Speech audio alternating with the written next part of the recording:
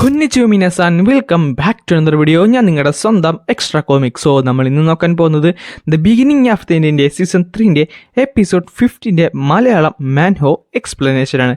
So ഈ video ആദ്യമായിട്ട് കാണുകയാണെങ്കിൽ ഇപ്പം തന്നെ ലൈക്ക് ചെയ്യാനും സബ്സ്ക്രൈബ് ചെയ്യാനും നിങ്ങളുടെ ഫ്രണ്ട്സിന് നമ്മുടെ വീഡിയോ ഒന്ന് ഷെയർ ചെയ്ത് കൊടുക്കാനും മറക്കണ്ട. സോ നമുക്ക് നേരെ എന്തായാലും വീഡിയോയിലേക്ക് കടക്കാം. അങ്ങനെ ഈ ചാപ്റ്റർ തുടങ്ങാൻ നേരത്ത് നമ്മുടെ ആർത്തനെയാണ് കാണിക്കുന്നത്. പുള്ളിക്കാരൻ്റെ ഒരു റൂമിലേക്ക് കയറിയപ്പോൾ തന്നെ അവൻ്റെ ഫ്രണ്ടിൽ കൂടെ കർട്ടസ് തെറിച്ച് പോകുന്നുണ്ടായിരുന്നു. അവൻ തെറിച്ച് ഒരു ഐസ് വാളിലാണ് വന്ന് വീണത്. ആ ടൈമിൽ തന്നെ അവൻ പറഞ്ഞിട്ടുണ്ട്, നീ എന്നെ അറ്റാക്ക് ചെയ്യ്, ഈ വാളി വീഴുന്നതും ഐസ് വാളി വീഴുന്നതും ഏകദേശം ഒരേപോലെ തന്നെയാണ്, അതുകൊണ്ട് നീ അങ്ങനെ ചെല്ലുക കേട്ടോ എന്ന് പറയാൻ നേരത്താണ് പെട്ടെന്ന് തീയ മുകളിൽ കൂടെ ചാടി വരുന്നത്. എന്നിട്ട് പറഞ്ഞത്, ഡാ ഫോക്കസ് ചെയ്യാൻ നോക്ക്. എന്നിട്ട് പുള്ളിക്കാൻ ഒരു അറ്റാക്ക് അങ്ങോട്ട് യൂസ് ചെയ്യുന്നുണ്ട്. അതൊരു ഗ്രാവിറ്റി ബേസ്ഡ് അറ്റാക്ക് ആയിരുന്നു. ആ ഒരു അറ്റാക്ക് കാരണം തന്നെ കർട്ടസിന് ഒന്ന് അനങ്ങാൻ പോലും പറ്റിയില്ല. ഇത് കാണുന്ന ആർത്തർ പറയുന്നുണ്ട്, ഗ്രാവിറ്റി മാജിക് എനിക്ക് ഇപ്പോഴും അതിനെപ്പറ്റി വലിയ ഐഡിയ ഒന്നും കിട്ടില്ല. ഈ സെക്കൻഡിൽ തന്നെ നമ്മുടെ കർട്ടസ് പുള്ളിക്കാരൻ ആ സോഡ് നേരെ താഴത്തേക്ക് ഇട്ടിട്ട് ആ സോഡിൻ്റെ അകത്തൂടെ ഒരു അറ്റാക്ക് അവൻ യൂസ് ചെയ്യുന്നത്. ആ ഒരു അറ്റാക്ക് വലിയൊരു ഫയർ ബേസ്ഡ് അറ്റാക്ക് തന്നെയായിരുന്നു. അത് നമ്മുടെ തീയുടെ മേത്ത് കൊള്ളുകയും തീയോട്ടെ തെറിച്ച് ബാക്കിലേക്ക് പോവുകയും ചെയ്യും.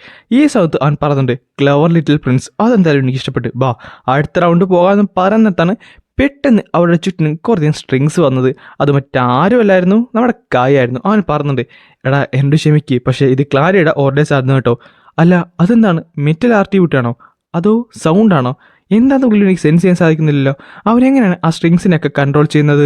കറക്റ്റ് സഭ പറയുന്നുണ്ട്, കോപ്പ് ഞാൻ തുടങ്ങിയതല്ലായിരുന്നു. പിന്നെ തുടങ്ങിയത്. ആ ടൈമിൽ ക്ലാരിയ പറയുകയും ചെയ്യും, എടാ നിങ്ങൾക്കൊന്നും ക്ലാസ്സിൽ പോകണ്ടായിരിക്കും, പക്ഷേ ക്ലാസ്സിൽ പോകണമെന്ന് ആഗ്രഹമുള്ള കുറച്ച് പേരുണ്ട്, അതുകൊണ്ട് വന്നേ ബാക്കി മീറ്റിംഗ് നോക്കാമെന്ന് പറയും ചെയ്യും. എന്നിട്ട് പുള്ളിക്കാരൻ പറയും ചെയ്യും, ഞാനും ആർത്തറും അതേപോലെ കർട്ടസും കൂടെ അടുത്ത ആഴ്ച ആ ഒരു ട്രിപ്പിന് പോകുന്നു, അതുകൊണ്ട് നിങ്ങൾ വേണം ബാക്കിയുള്ള കാര്യങ്ങളൊക്കെ മേജറിൽ നോക്കാനുണ്ട്. ചുരുക്കം പറഞ്ഞാൽ പെട്രോളിങ്ങിൻ്റെ കാര്യമാണ് ഞാൻ പറയുന്നത്. പെട്രോളിങ്ങിന് ടൈം നിങ്ങൾ കൂട്ടേണ്ടതായിട്ട് വരും. ആർക്കെങ്കിലും വോളണ്ടിയർ ചെയ്യാൻ താല്പര്യം ഉണ്ടെങ്കിൽ നിങ്ങൾ ജസ്റ്റ് പറഞ്ഞാൽ എന്ന് പറയുന്നത് കായ് പറയുന്നുണ്ട്.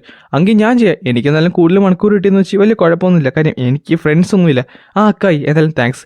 ആ സമയത്ത് തന്നെ ഫ്രെയിം പറയുന്നുണ്ട്, അങ്ങനെയാണെന്നുണ്ടെങ്കിൽ ഞാൻ ചെയ്യും, എനിക്കും പ്രത്യേകിച്ച് ഫ്രണ്ട്സ് ഒന്നുമില്ല. എടാ ഈ ഫ്രണ്ട്സിലെന്ന് പറഞ്ഞത് അത്ര പ്രൗഡുള്ള ഒരു കാര്യമല്ല കേട്ടോ. ഈ ടൈമിൽ നമ്മുടെ ഡോറായിട്ട് അവിടെ ഇരിപ്പുണ്ടായിരുന്നു. പെട്ടെന്ന് കായുടെ സ്ട്രിങ് വന്ന് അവിടെ കൈ കൊണ്ടിട്ട് അവളെ പിടിച്ച് പൊക്കുന്നുണ്ട്. എന്നിട്ട് പറയും ചെയ്യും, ഡോറ നീ എന്തായാലും വോളണ്ടിയർ ചെയ്യുമോ, അതെന്തായാലും നല്ല. ഞാനല്ല. ആ സമയത്ത് കൈ പറയുന്നുണ്ട്, എന്തായാലും നീയുമായിട്ട് നമുക്കിതുവരെ പാർട്ട്ണർ ചെയ്യാൻ പറ്റിയിട്ടില്ല, അതുകൊണ്ട് ഒരു കാര്യം ചെയ്യാം, നമുക്ക് ഇത്തവണ ഒരുമിച്ച് പോവാം. അങ്ങനെ നമുക്ക് ഒരുമിച്ചോ. പിന്നെ ഒരു കാര്യം, എനിക്ക് മര്യാദക്ക് ഫുഡ് മേടിച്ച് തന്നോണം. അങ്ങനെ അതൊക്കെ കഴിഞ്ഞിട്ടുണ്ട്. അത് കഴിഞ്ഞാൽ കാണിക്കുന്നത് നമ്മുടെ ആർത്തറും ഫ്രെയും കൂടെ താഴത്തേക്ക് ഇറങ്ങുന്നതാണ്. ഈ സമയത്ത് അവൻ പറയുന്നുണ്ട്, റൈവൽ ഞാൻ പറയുന്നത് നിന്റെ മാനത്തിരികൾ നോളജൊക്കെ അതൊക്കെ അടിപൊളിയാണ് കേട്ടോ, പിന്നെ നിനക്ക് എന്തെങ്കിലും ഡൗട്ടൊക്കെ ഉണ്ടെങ്കിൽ നീ എന്നോട് ചോദിച്ചാൽ മതി. ആ സമയത്ത് തന്നെ പുറകിൽ നിന്നുകൊണ്ട് നമ്മുടെ പ്രിൻസസ് പറയുന്നുണ്ട്, ശരി ശരി, നല്ല ആളോടെ ചോദിക്കണത്. ആ ടൈമിൽ അവർ തമ്മിൽ എത്തിക്കയറാൻ നേരത്ത് നമ്മുടെ ആർത്തർ പറയുന്നുണ്ട്, സിൽവി വാ നോക്കി ഇപ്പം എസ്കേപ്പ് ആവെന്ന് പറയുന്ന നേരത്താണ് അവിടേക്ക് നമ്മുടെ ഡോറയും അതേപോലെ കായും കൂടെ വരുന്നത്. ഈ സമയത്ത് ആർത്തർ ക്ലാരിറ്റിക്ക് ചോദിക്കുന്നുണ്ട്, അല്ല ഈ കായ് എന്ത് മാജിക്കായി യൂസ് ചെയ്യുന്നത്, എനിക്കൊന്നും മനസ്സിലായില്ലല്ലോ. അതാണ് സത്യം പറഞ്ഞാൽ അവൻ കുറച്ച് സീക്രട്ടീവാണ്, അവൻ ഞങ്ങളോട് പോലും എന്താണെന്ന് പറഞ്ഞിട്ടില്ല. ആ മെറ്റൽ വോയിസ് എന്തോ സ്പെഷ്യലാണെന്ന് മാത്രം അറിയാം. അതെന്തായാലും കൊള്ളാം, പക്ഷേ എനിക്ക് ഏതാണെന്ന് പോലും മനസ്സിലായില്ല. ആ ടൈമിൽ കായ് പെട്ടെന്ന് ആർത്തറിനോട് ചോദിക്കുന്നുണ്ട്, അല്ല ആർത്തർ നിനക്കെന്താടാ എന്നെ മേലെ ഒരു ഇൻട്രസ്റ്റ് തോന്നിയോ? ചെറുതായിട്ട്. അല്ല നിനക്ക് പറ്റുമെന്നുണ്ടെങ്കിൽ ആ ഒരു സ്ട്രിങ്സ് നീ എങ്ങനെ യൂസ് ചെയ്യുന്നത് പറയാൻ പറ്റുമോ? പിന്നെന്താ, അത് പറയാൻ പറ്റും, പക്ഷേ അത് പറഞ്ഞു കഴിഞ്ഞാൽ എനിക്ക് നിന്നെ കൊല്ലേണ്ടതായിട്ട് വരും. എന്താടാ ഭീഷണിയാണോ? ആ ടൈമിൽ ക്ലാരി കയറിയിട്ട് പറയുന്നുണ്ട്, ഒന്ന് നിർത്തുന്നുണ്ടോ, നമുക്ക് ക്ലാസ്സിൽ പോകാമെന്ന് പറഞ്ഞിട്ട് അവരെ വിളിച്ചിട്ട് ക്ലാസ്സിലായിട്ട് പോകുവാണ്. അത് കഴിഞ്ഞ് കാണിക്കുന്നത് നമ്മുടെ എജിയുടെ ഒരു ഫൈറ്റാണ്. എജിയായിട്ട് നമ്മുടെ ടോബിയായിട്ട് ഫൈറ്റ് ചെയ്തുകൊണ്ടിരിക്കുകയാണ്. നല്ല കട്ടൊക്കെ ഫൈറ്റ് ചെയ്യാനാണ് ചെയ്തിരിക്കുന്നത്. ഈ സമയത്ത് ടോബിനെ താഴ്ത്തിയിട്ടുണ്ട്. എജി പറഞ്ഞിട്ട്, നീ തീർന്നിട നായെ, നിന്നെ ഇപ്പം കാണിച്ചതെന്ന് പറഞ്ഞപ്പോഴാണ് പെട്ടെന്ന് ടോബിയുടെ കൈ ട്രാൻസ്ഫോം ചെയ്യാൻ തുടങ്ങിയത്. എന്നിട്ട് അതൊരു തോക്ക് പോയായിട്ട് ഒരു അറ്റാക്ക് അങ്ങോട്ട് യൂസ് ചെയ്യും. ഈ ഒരു അറ്റാക്ക് കാണാൻ നേരത്ത് അവൻ ശരിക്കും ഞെട്ടിത്തെറിച്ച് അവൻ്റെ തൊട്ട് ഫ്രണ്ടിലേക്ക് ആ ഒരു ഫയർ ബേസ്ഡ് അറ്റാക്ക് വന്നിട്ടുണ്ട്. അവൻ പറഞ്ഞുണ്ട്, കോപ്പ് ഫയർ ബേസ്ഡ് അറ്റാക്ക് അല്ലേ? ആ ടൈമിൽ തന്നെ ആർത്തർ അവിടേക്ക് വന്ന് ചാടി അവരെ രക്ഷിക്കുന്നുണ്ട്. ആ ടൈമിൽ അവൻ ചോദിക്കുന്നുണ്ട്, അല്ലടാ ഈ ടോബിക്ക് എപ്പോഴാണ് ഫയർ ബേസ്ഡ് അറ്റാക്ക് യൂസ് ചെയ്യാൻ പറഞ്ഞത്? എടാ എനിക്കൊരു പിടുത്തമില്ല, എന്തായാലും ഗിഡിയൻ ഇടയ്ക്ക് ഇവിടെ ആരും കാണാതെ വരാറുണ്ട് ഈ ടോബി എന്ന് അപ്ഗ്രേഡ് ചെയ്യാനായിട്ട്. അങ്ങനെയാണോ? അങ്ങനെയുണ്ടെങ്കിൽ അടുത്ത പ്രാവശ്യം പുള്ളിക്കാരൻ വരാൻ നേരത്ത് ഞാനും എന്തായാലും കാണണം, കാര്യം എനിക്കിത് കണ്ടാൽ കൊള്ളുന്നുണ്ട്. അതുകൊള്ള നിനക്ക് ഈ ആർട്ടിഫൈസിങ്ങിലൊക്കെ ഇൻട്രസ്റ്റ് ഉണ്ടായിരുന്നോ? സത്യം പറഞ്ഞാൽ എനിക്ക് അതിലായിരുന്നു ഇൻട്രസ്റ്റ്. പിന്നെ ഈ മാജിക്കൊക്കെ പഠിച്ചാൽ കുറച്ചുകൂടെ കൂളായിട്ട് തോന്നുന്നതുകൊണ്ടാണ് ഞാൻ അതിലേക്ക് കയറിയത്. ഗേൾസിൻ്റെ അടുക്ക് പോപ്പുലർ ആകാൻ വേണ്ടിയാണ് അപ്പോൾ നീ മാജിക്ക് പഠിച്ചത്. കംപ്ലീറ്റ്ലി അങ്ങനെ പറയാൻ പറ്റത്തില്ല. അങ്ങനെ ഉണ്ടെങ്കിൽ ഇത് പിടിക്കുന്നു പറഞ്ഞിട്ട് പെട്ടെന്ന് ഒരു സോർ എടുത്ത് അവൻ്റെ കയ്യിലേക്ക് കൊടുക്കുന്നുണ്ട്. നീ ഒരു കൊഞ്ചറായിരിക്കും, പക്ഷേ ബേസിക് അല്ല, മീൽ കോമ്പറ്റ് ഒക്കെ അറിഞ്ഞിരിക്കണം, കാര്യം അത് ഗേൾസിൻ്റെ അടുക്ക് പോപ്പുലർ ആകാൻ വളരെ സഹായിക്കുന്നു പറയുന്നിടത്ത് നീ എന്നോട് എന്നെ കളിയാക്കുകയാണെന്ന് പറഞ്ഞിട്ട് ചാടി അവനെ അറ്റാക്ക് ചെയ്യാനായിട്ട് വരും. എന്നിട്ട് അത്യാവശ്യം നന്നായിട്ട് തന്നെ ആർത്തറോട്ട് അവൻ പിടിച്ച് നിൽക്കുകയും ചെയ്യും. ഈ സമയത്ത് അവൻ പറയുന്നുണ്ട്, അത് കൊള്ളാലടാ, അപ്പം നീ കൊച്ചിലെ മീൽ ഫൈറ്റൊക്കെ പഠിച്ചിരുന്നോ?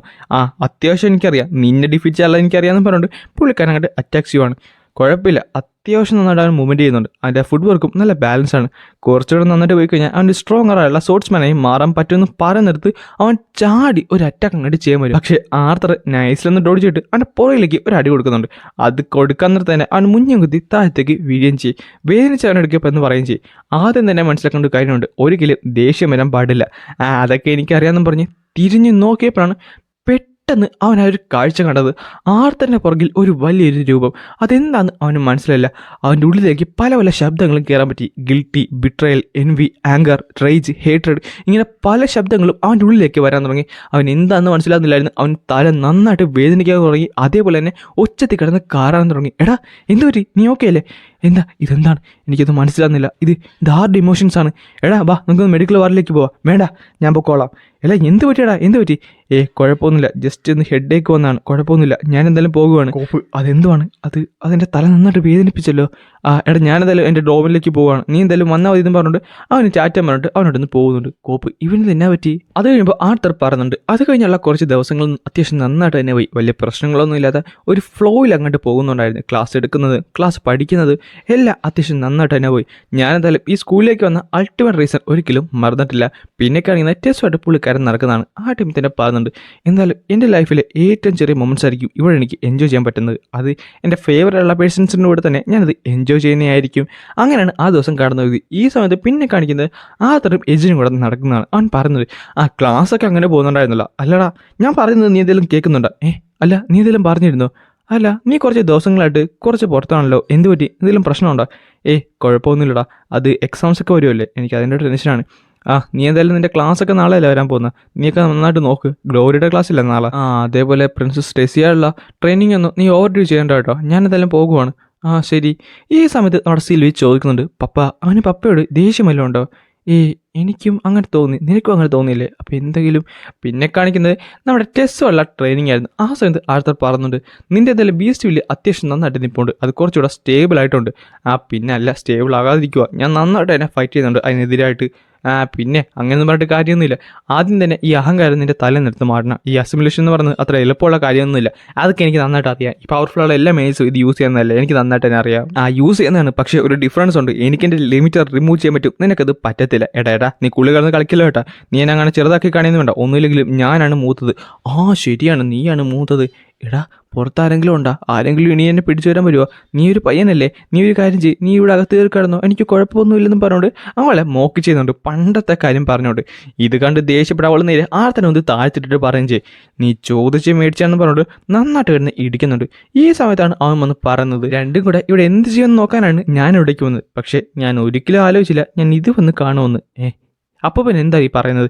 പെട്ടെന്നാണ് അവൾ ആ ഒരു കാര്യം ശ്രദ്ധിച്ചത്. അവളാട്ടെ ആർത്തൻ്റെ മേത്ത് കയറി ഇരിക്കുമായിരുന്നു. പെട്ടെന്ന് ചാടി എഴുന്നേക്കുന്നുണ്ട്. താങ്കൾ തിരിച്ചു വന്നല്ലേ?